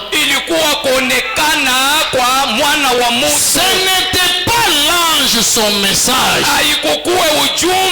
C'était le mystère que Dieu a dévoilé. Ce n'est pas un homme. C'est Dieu. L'ange n'était pas le Fils fils de l'homme, kukuwe mwana wa moto. il était le messager du fils de l'homme. Alikuwa mjumbe wa mwana wa Le moto. fils de l'homme, Mwana wa moto c'est Christ. ni Kristo. C'est de lui Ni que vous vous nourrissez. ile muko na kula. C'est de lui Ni que kutoka vous vous nourrissez. muko na kula. Branham continue. Branham Vous anaendelea. ne vous nourrissez pas d'un homme. Amukule mutu. Un homme, Mutu ses paroles vont faillir. maneno yake Mais itashindwa. vous, Lakini vous vous nourrissez muko na du kula corps, parole infaillible du Fils de l'homme. mwili, neno ya shoko nguvu ya mwana wa Mungu. Même Jésus lui-même a dit, Hata Yesu ye pour mwenyewe avoir la vie éternelle, kwa kupata uzima wa milele nourrissez-vous du Fils de l'homme. mukule mwana wa mutu. Sans le Fils de l'homme, Bila mwana wa mutu tu iras tout droit en enfer. utenda mukunyoloka Oh non, mugeni. moi je ne mens pas. Hapana, Oh, mimi moi je ne fais pas sitanda. ceci. Mimi Moi. Mimi- Nous ne sommes pas dans l'église de Wesley. Hatuna mukanisa ya John Wesley, Nous sommes dans le message. tuko muujumbe. Le message a ses réalités. Ujumbe iko na maukweli yai. Ne transformez pas le message. Mushibadilishe ujumbe L'église de Wesley. mukanisa ya John Wesley. Je n'ai pas dit allez vous prostituer, allez faire quoi. Ishiseme mwende mukasharatike muyibe mufanye kabana. Si tu crois ce message Kama unaamini hii et ujumbe que Dieu est dans ton cœur, na Mungu iko ndani ya moyo tu wako, vas chercher à lui plaire. utatafuta umupendeze. Si nous vivons la vie chrétienne, Kama tuko naishi maisha ya nous ne Bukristo, vivons pas la vie chrétienne pour la peur d'aller en enfer. hatuishi maisha ya Bukristo juu ya kuwa na boka ya kwenda Église, kugeni. Kanisa l'enfer ce n'est pas ta maison. gena ina nyumba yako. Dieu Mungu qui a créé cet enfer-là, ule aliumba ile geni, il a dit, alisema l'enfer que je crée ici, gena hii niko na umba c'est pour Lucifer juu ya et ses acolytes. na balio bake. Toi, tu vas te retrouver là-bas comment? Wewe utejikuta mule namna Donc gani? toi-même, tu veux aller. Wewe mwenyewe unaweza Même kujipeleka. Branham dit, Hata Branham anasema Dieu Mungu a fait tout son possible atafanya hiyo ya kuwezekana pour yake nous yote empêcher d'aller en juu ya enfer. kutukosesha kwenda Si mugeni. tu vas en enfer, Kama unenda mugeni, Branham dit, Branham c'est anasema ton propre gré que tu veux y aller. ni kutaka kwako wewe mwenyewe unataka uendamo. Dieu a facilité le ciel. Mungu alifasilia mbingu, Il a facilité le ciel. anafanya mbingu inakuwa ya teketeke Il a kuingiamo. dit, Anasema tout ce que tu as aimé, bote bale wewe ulipenda tous Branham, ceux qui t'ont aimé, na bote balikupenda je wewe te les Branham, donne. mimi nakupatia. Et quand papa Branham est allé de l'autre côté, Baba yetu Branham wakati alienda ng'ambo il hii, est venu, il nous a dit, anakuja je anatuambia vous ai vus tous niliona là-bas. mwe bote kule. Ce ciel, Hii mbingu même une chaise est allée. hata kiti inendamo, Un chien est entré. yimbwa ningia, Mais toi, lakini wewe tu ne vas pas entrer. wewe hautaingia. Pourquoi? Juu ya nini? Donc tu veux aller en enfer. Maana yake unataka kwenda mpaka mgeni. Église, Kanisa, Kanisa, je viens ôter sur vous la peur. mimi nakuya kuondosha yulu yenu Même woga, la peur d'aller en enfer. hata woga ya kwenda Ça, mgeni. c'est pas votre affaire. Ile haina mambo yenu. L'enfer, c'est l'affaire du diable. Gena ni mambo ya Notre ajabu. affaire, c'est le ciel. Yetu mama ni fashi, ni mbingu. Attention, si ici, Kama tu vis mal, unaishi bibaya, Dieu tout-puissant Mungu wa uwezo wote prendra le fouet. atabeba Il mfimbo, va te fouetter sérieusement. atakupika mfimbo. Branham dit, Branham anasema ce qui fait d'un enfant un enfant, ili kunafanya mtoto, ce n'est pas les œuvres que l'enfant fait, haina matendo mtoto yuko nafanya, mais son sang. lakini damu yake, Son sang. damu yake. Quel est le sang que toi tu as? Damu kani unayo? Le sang pentecôtiste, Damu ya kimpenta, le sang de Wesley, damu ya ou ule, le sang de ce message. wala damu ya hii ujumbe. Si tu as le sang en toi, uko na damu, kama uko na damu ndani tu mwako, as la vie de ton père. uko na uzima ya baba yako, Et tu ne peux qu'aller au ciel. na unapacha kwenda paka Mais kumbingu. si sur la terre, Hapa pa dunia tu ne te comportes pas bien, auishi mzuri, papa va te chicoter comme il se doit. baba atakupika mfimbo vile inapendeza. Mon fils Caleb qui est là-bas, Mtoto yangu Kalebe mwenye vous kuwa pensez pale, que s'il me tape aujourd'hui, il n'est plus mon fils? mnawaza sema kana nipika leo haina tena mwana wangu. Oh, il se comporte mal, il n'est plus mon fils. Oh, anaishi mubaya, hana mwana wangu. Je peux même le chasser, Nitaweza kumfukuza, mais il sera mon fils. hata bakiyaga paka mwana C'est wangu. pourquoi Branham dit, Njoo maana Branham anasema un enfant de Dieu reste un enfant de Dieu. mtoto wa Mungu anabaki paka mtoto wa Mungu. Même s'il est dans un état de péché commun, Ataye kwa muhali ya nzambi il anamnaka, est toujours un enfant de Dieu. eko nabakia paka mtoto wa Dieu Mungu. peut le priver de toutes les bénédictions, Mungu anaweza kukukosesha mabaraka mais yote, il reste toujours son fils. lakini wewe unabakia paka mwana. Et ce matin, Hii asubuhi sois l'enfant prodigue uwe mtoto mpotevu, pour rentrer auprès de ton père. jua kurudia karibu na baba yako. Papa, j'ai Baba, déjà pris ce message. nilishakuwa Mais regarde ma vie. sasa. Angalia maisha yako, Regarde ma vie. angalia maisha yako, Regarde ma vie, papa. angalia maisha yako baba, Aide-moi. Je ne unisaidie. veux pas te décevoir de cette manière. Siwezi kukushikilisha haya munamna ya hivi. Comme pasteur Léo a chanté, Vile pasteur Kwame leo balini ubiri on m'a prêché, ili luka luka j'ai sauté balini tabiri on m'a ili luka luka. j'ai sauté. Sasa maisha yangu Maintenant mes iko œuvres, naonesha nini? ça montre quoi? Notre vie Maisha yetu montre quoi?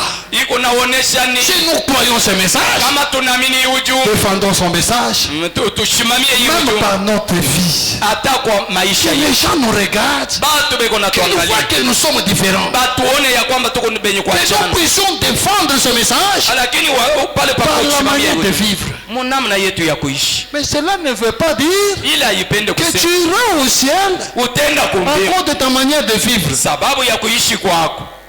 On est ensemble, hein? Tunatembea pamoja, C'est ça le message. njoo hii ujumbe, C'est ça le message. njoo ujumbe hii. Je ne peux pas vous mentir. Njoo message. Siwezi kuweka mobitu ndani, Je ne njoo peux pas ujumbe. chercher à ranger des choses. Siwezi kutengeneza abyo. On est ensemble. Tuko pamoja. Frère Branham dit, Ndugu Branham ne anasema cherchez pas à aider Dieu. msitafute kusaidia Mungu, Présentez des choses toi qu'il a présentées. onesha bintu vile alivyoonyesha. Les enfants de Dieu iront au ciel. Batoto wa Mungu batenda Les kumbingu, païens iront en enfer. bampagano batenda mugeni. Un païen, Mumpagano il va entendre, eh, non, non. Donc, attends, mimi natenda Dubai hakuna mambo. c'est-à-dire Eh. hata kule tu. Tuanza kuhangaika tu bure. Oh, maintenant je suis libre. Wakalonzi. Ulikuwa kwa église. Est-ce que Ulisha toi kupata aussi tu étais réserve. dans l'église, tu as écouté ce Watu qu'il le walibisha pasteur kwa a dit? bière kama nilikuwa kuno. C'est-à-dire réserve-moi l'alcool là-bas, je viendrai prendre. Wakalonzi atakujia bière moi, c'est parce que tu es un païen. Bibi yako atakuzia puisque uko mumpagano, Tu recherches des citations. uko natafuta mashairi. Comme aujourd'hui, Sasa hivi leo même nous qui sommes à la chair, hata shibe yenye kwako nous nyumbani, recherchons des citations. tuko natafuta mashairi. Oh non. Oh, hapana. Tu peux avoir des concubines. Unaweza kuwa na wapampembeni C'est parce que sababu les gens ont quitté l'Égypte. bantu balitoka Ils Misri, n'étaient que dans le désert. balikuwa paka mujangwa. Quand on est dans le désert, Wakati huko les mujangwa, gens pensent toujours au yaï de l'Égypte. bantu beko na waza paka mafuta ya Mais ceux Misri. qui sont tentés dans la patrie, Bale benye kuingia muinchi ya malafu, l'affaire d'Égypte n'existe pas dans leur tête. mambo ya Misri haibayona Pour eux, juu yabo, ils sont comme Caleb, beko sawa Kalebu, Josué. Joshua. Quand nous étions là-bas, Wakati tulikuwa Dieu m'avait promis cette montagne. alitulaka hii Donnez-moi cette montagne. unipatie hii mulima Dans la terre promise, mwichi ya nous malako, nous battons pour nos droits. tuko na kombania madaraka Nous yetu. n'envions jamais l'Égypte. Si atukaleke tunatamaini ya Misri, Même ici en Égypte, il y avait de bonnes haïs. hata kama mu Misri mlikuwa hai mzuri. Comme nous avons quitté, Sasa hivi nous sommes tulishatoka, des affaires d'Égypte là c'est terminé. Maana yake vitu vya Misri vile vinamalizika. Dans l'Exode, Ndani ya Kutoka, les enfants d'Israël batoto wa Israeli désiraient tout le temps rentrer en Égypte. balikuwa nataka wakati yote kurudia C'est Misri. quand ils étaient dans le désert. Ni sababu balikuwa mjangwa. Vous ne verrez jamais Amutabaona ceux kama qui sont tentés dans la patrie penser l'Égypte. bale baliingia muinchi ya malako bana Jamais. kamwe. D'ailleurs, les Juifs n'aiment jamais même voir l'Égypte comme ça. Nayo abataka hata kuona Misri hivi. Quand vous entrez en contact avec beaucoup de Juifs, vous Wakati unaingia mkupatana na verrez Bayuda qu'en eux là, unasikia ndani mwabo même visite seulement aller visiter l'Égypte comme ça. hata kutembea Ils sont même pas là. Misri abataki. Ils peuvent préférer aller aux États-Unis et ailleurs. Banataka L'Égypte kwenda non. mu Amerika, mu Afrika, mafasi ingine. Mais chez nous, Lakini kama ni nous avons quitté l'Égypte. tulitoka Misri. On a abandonné l'ail. Oh, tuliacha hai. Nous avançons vers notre Moïse. Tuna On avance avec na Moïse. Musa wetu. Arrivé à un certain temps, Ufika fashi mo vous fulani. trouvez d'autres personnes. Unakuta batu Mais bingi. on trouve que Moïse a commis des erreurs. Hapana, Musa alifanya ngosi. Rentrons en Égypte. Turudieni mu Misri. Le concubinage est là. Ile baba mpembeni. Regardez Salomon. Mwangalia Il Salomon. avait combien de femmes? Alikuwa na babibi ngapi? Mais on est où ça? Tuko wapi? Vous commencez à penser à l'Égypte? Unaanza kuanza mu Misri? Avançons. Tusonge. Avançons. Tusonge. Même nous qui sommes ici, Hata shibe ni kuwa. si nous sommes déjà dans la patrie, Kama tulishakuwa même muichi ici ya on vient te présenter une citation. hata wanakuwa kukuonesha andiko. Tout. Il y a Ndiyo. possibilité de divorcer. Kuko namna ya kuvunja ndo. Oui, bien divorce, hein? Moi, pour Papina. divorcer. Non. Mi paka huyu bibi. Moi seulement, Takulufu. cette femme ici, jusqu'à la mort. Mais les gens qui sont dans le désert, Lakini benye kuwa mjango. ils regrettent même d'avoir cru ce message. Beko na waza pourquoi j'écris. C'est un problème de la nature. Ni mambo ya kisalikiwo. C'est la nature. Kisalikiwo. On peut forcer, on te place dans le bateau, Banaweza kukukankamisha banakuweka ndani ya chombo. mais que tu aies seulement l'occasion. Wewe upate tu bahati. Il y a beaucoup de frères ici. Kuko banduku bamingi hapo. Vous trouvez que ce sont des frères. Unabakuta asema ni banduku. C'est parce qu'il n'a pas d'argent. Ni sababu ana na fedha kumikono. A touché toi même 5000 comme connaît. Abambe hata 5000. Anaanza vimba déjà. Ye ule mwanaume. Même quand il entre dans l'église, Hata kama niingia mu kanisa. frère, tu vas Mwachofa shimi. il devient furieux, il change. Anakuwa wakubadilika, vimba vimba. Le bateau de Noé Maana yake chombo ya Noa n'a pas changé la nature des animaux qui sont tentés. haikubadilishe hali ya nyama iliingia mle ndani. Ce bateau de Branham Hii safina ya Branham ne change pas la nature. haibadilishe hali yako. Quelqu'un qui est un païen, Mtu mwenye kuwa mumpagani il viendra ici peut-être c'est juste pour trouver le travail. atakuya hapa ndio kupata paka kazi. Il y en a aussi qui sont venus ici chercher un mariage. Mwingine na yeye anakuya hapa nipate ko bibi. Quand on prêche, Amen. Wale wanasema amina. Le frère qui est là, ah, pasteur, ouais, tu dis pas quand le sert, c'est ma carte. Moi c'est seulement la sœur là qui a toujours crié amen. Ok. Tu vas repartir. Oh ouais, on va te la donner. Fika kumulango, kale ka amen. Keko mu église. Quand vous arrivez à la maison, l'amen reste seulement dans l'église. Kumulango sauti na changé. À la maison maintenant, la voix change. Umu ni ka sauti kaloko. Ici c'est une petite voix. Là-bas c'est la voix rock. Là-bas maintenant c'est une grande voix. Kalo je suis cheze. Kwa mwenye unamjuliza, "Jo mwenye anasema amen ou bien ni mwingine?" C'est celui qui disait amina là-bas dans l'église ou bien. Ceux qui étaient entrés dans le bateau, Bale baringiaka muchombo ya Noa. Dieu avait permis qu'on puisse leur donner les occasions. Mungu aruhusu semba bapatie mabati babaone. Noa Dieu au corbeau. akasema na ngunguru. Corbeau, Kunguru sors un peu, toka kwa kadogo. fais un peu visiter le monde Uende utembee et mudunia. viens nous faire rapport. Kuya utupatie report. Le corbeau est sorti. Ngunguru Il anatoka. est parti. Anaenda. Il a trouvé des cadavres et des cadavres. Akapata bitumba na bitumba vyenye kuyala. Il a même regretté le temps passé. Akawaza se, mule nilikuwa nafanya nini? J'ai perdu mon temps. napoteza wakati yangu bure. Beaucoup de nourriture ici. Chakula mingi hivi inatesa. Anakuri anapata diarrhée. Il a mangé, il a fait même quoi la diarrhée. Anekala anachunga tumbo iko normal qu'il encore. Et quand il est resté, il est devenu normal, il est rentré maintenant. Il a même oublié les bateaux.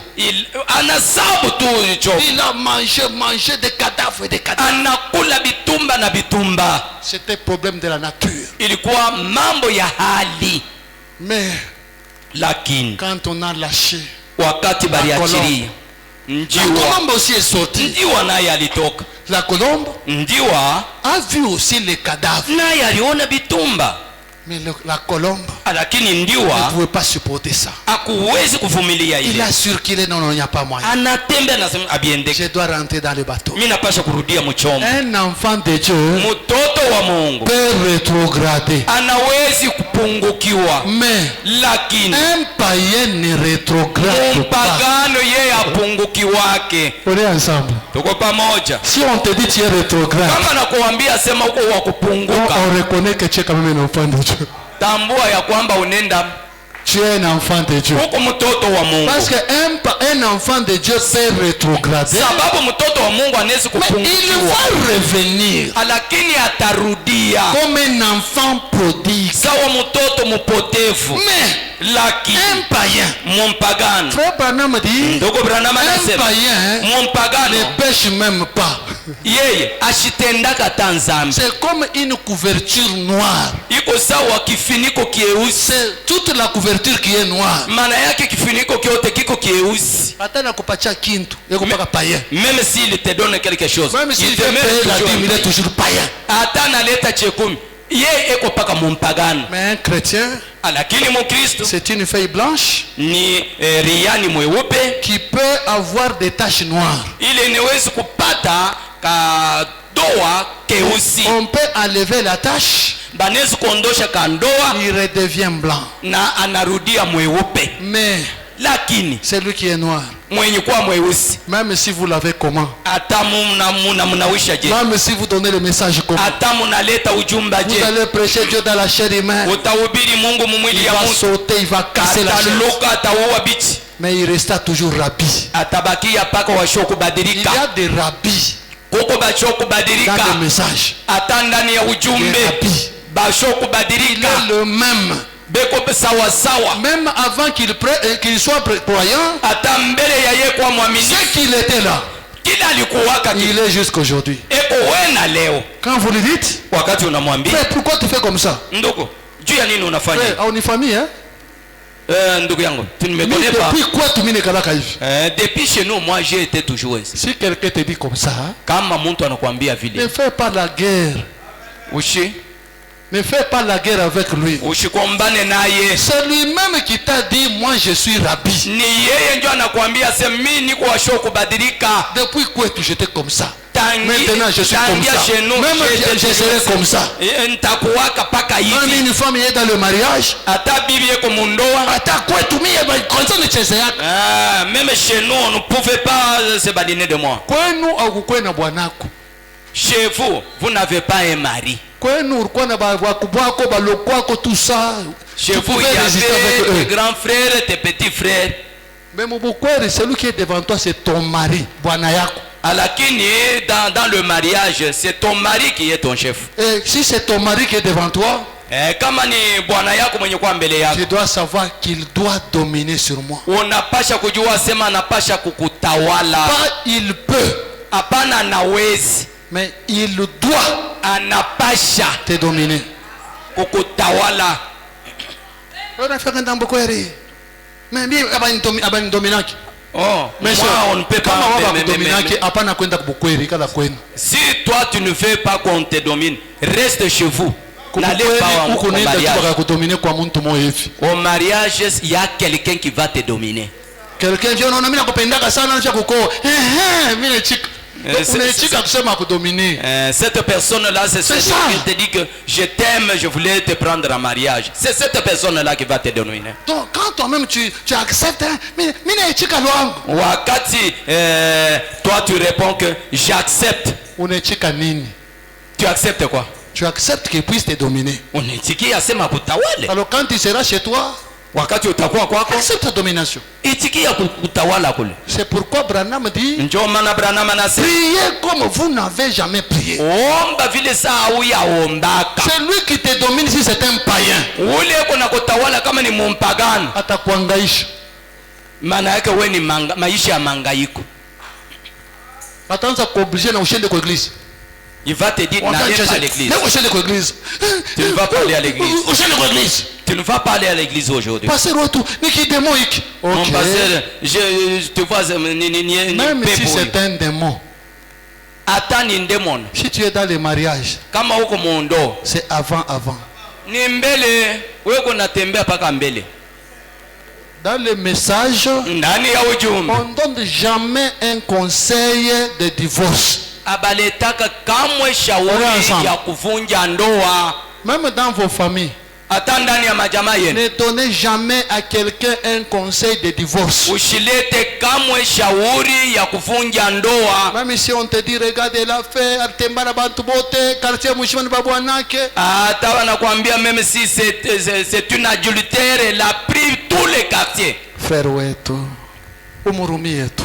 Mon frère, pardonne-lui. Ni démon, umurumie yetu. C'est un démon, umurumie.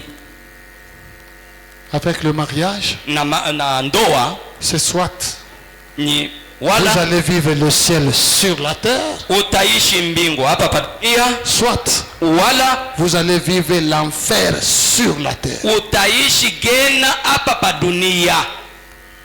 Donc ce n'est pas des choses aller à l'aveuglette. Ni bintu bila hawezi kwenda mukipofo. Bon, je vais lire une écriture ici. Nitasoma kuandiko hapa. Parce que nous ne sommes pas dans l'église de Wesley. Sababu hatuna mukanisa ya Wesley. Là on ne compte que sur la sanctification. Kule banashimamia yuri ya utakaso paka utakaso. Mais j'aime que vous puissiez bien me comprendre. Nataka munielewe mzuri. Je ne suis pas contre la sanctification. Misi pingane na utakaso. Je soutiens la sanctification. Mina shimamia utakaso. Mais je vous demande d'aller au-delà de ça. Mina lomba mwende mbali ya utakaso. L'église, on ne doit pas se focaliser sur la sanctification. Kanisa mwezi kushimamia yulu ya utakaso. Pour l'église, on se focalise juste pour les manifestations des dons. Wala kanisa munashimamia paka mukonekanisha kwa mazawadi. Watu kaminenda. Oh, je pars. Chez nous, Dieu parle. Kwetu kule Mungu yuko nasema. Le Dieu là qui parle là. Ule Mungu ule yuko nasema ule. C'est celui qui viendra te dire. Ni ule atakuwa kuambia. Oh non, ta tante est sorcière. Sangaji yako ni muloshi. Si les choses ne marchent pas, c'est ton père. Kama bintu abitembe ni baba yako. Ça c'est quel type de Dieu? Ni Mungu wa aina gani? Le Dieu qui ne sait que voir le mal. Mungu ule konaona paka bibaya. Incapable de te délivrer. Ashina na uwezo ya kufungula. Moi je ne crois pas. Mimi shaamini que Dieu peut te montrer que telle sœur est sorcière. Mungu anaweza kukuonesha asema huyu dada ni mlozi. Tel frère est sorcier. Wala ndugu fulani ni mlozi. Sans qu'il y ait de remède. Bila kuwa na dawa. Jamais. Hapana. Dieu ne fait pas des choses par spectacle, non. Comme un spectacle, non. Mungu ashifanyaka bitu sa mu film hapana. Mone, mouchke bien.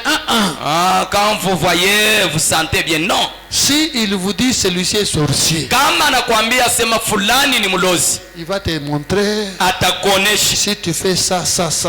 Kama unafanya hivi. Tu vas le délivrer. Utamfungula. Et tu le fais. Kwa ndugu. Tu le fais. Unaifanya. Personne n'a délivré. Na mtu anaufungula. Et l'amour continue. Na mapendo inaendelea. Tu es là. Uko pale. Comme je suis là avec mon épouse, nous nous aimons. Sasa hivi niko na bibi yangu tunapendana. Un don là arrive. Mtu mmoja fulani anakuja. Don arrive. Zawadi moja inakuja. Sara. Bwanako ni muloshi. Ton mari est sorcier. Il se limite là. Anashimamia pale. Bisha kulala bushiku. Kisha quand je suis endormi la nuit. Des fois je commence à ronfler. Peut-être je suis en train de ronfler. Elle se lève et regarde. Analamuka na voyage. Alisha kwenda. Il n'y a plus l'amour. Hakuna mapendo. C'est le gazam qui est entré. Ni gazama alishaingia. On est ensemble. tuko pamoja. C'est le gazam qui est entré. Gazama alisha kuingia. Roger l'amour dans le foyer. Jua kupepeta mapendo ndani ya jamaa. Quand Dieu vient, wakati Mungu anakuja, il apporte la paix. Eko naleta salama. Il apporte l'harmonie. Eko naleta moja. Il apporte l'unité. Analeta moja. Je ne crois pas à un Dieu qui divise. Mishaamini kwa ule Mungu wa kukabula. Là au moins le Dieu de Mama Olangi. Oh, sawa Mungu wa Mama Olangi. Là c'est au moins le Dieu de Mama Olangi. Inawezi kuwa Mungu wa Mama Olangi. Là où vous arrivez on vous dit ule unafika bana kwa attention na papa wako. Ukalamuke na bwana yako baba yako. Ukimpatia makuta atabloquer kazi yako. Si tu lui donnes de l'argent, il va bloquer ton travail. Moi je te dis mpatia makuta. Mimi nakwambia sema leta yena fedha. Uyombe na ukiomba Mungu. Omba kwanza na mbele ya Tone modèle kani ule mulio tatoucher. Nous allons voir comment ce sorcier là, il va toucher à ton argent. Toucher votre. Si Dieu lui-même. Kama Mungu yeye mwenyewe. Il dit pour celui qui paye la dîme. Wote mwenye kulipa chekumi. Moi Dieu. Mie Mungu. Je viendrai menacer tout celui qui viendra dévorer. Mimi nitakuya kukomba ule kona kuya kupepeta. Si tu payes ta dîme, kama unalipa chekumi yako, peu importe la personne qui touche à ton argent, ayuzuri muntu ule atagusa fedha yako, il ne fera rien. Atafanya kitu. Si l'on seulement t'attaquait, kama napima tu kukombanisha, Dieu se lève. Mungu analamuka. Il contre-attaque. Maana yake anamukombanisha yeye. Parce qu'il doit honorer sa parole. Sababu anapasha kuheshimu neno lake. Il doit combattre cet homme-là. Anapasha kuombanisha ule mutu. Il ne viendra même pas te dire non, en tout cas, il vous combania tout ça. J'ai combattu pour lui. Non, c'est une alliance. Maana yake ni agano. C'est un contrat. Maana yake ni agano. Et Dieu vous signez un contrat. Wewe na Mungu mnafanya agano. Et vous vous convenez dans votre contrat. Na mnasikilizana mu agano yenu. Papa Dieu, Baba Mungu, moi je paye ma dîme. Mimi nalipa chekumi yangu. Toi viens sécuriser. Wewe kuya uikinge. Tu peux commencer tes affaires. Unaweza kuanza biashara yako. Même si quelqu'un entre pour voler. Hata mtu anaingia juu kuiba. Ushikwe pa kumkongo anani papa. C'est comme ça nani. Ne sois pas derrière lui pour dire non ici il peut me voler tout ça. Non, laisse-lui sera là. Mungu yeye atakuwa pale. En train de vérifier. Eko nenda na kuchunguza. Unaanza kuiba hapa. Attention. Nini? Dimi yangu itakuwa kushuka. Dimi yangu itashuka. Chekumi yangu. Anaanza anakufuata. Ce n'est pas de ton problème. Haiko mambo yako wewe. Ça c'est le problème de Dieu. Ile na mambo ya Mungu. On est ensemble hein? Tunatembea pamoja. Bon, que Dieu vous bénisse. Mungu anubariki. On m'arrêter même pas là. On aura continué.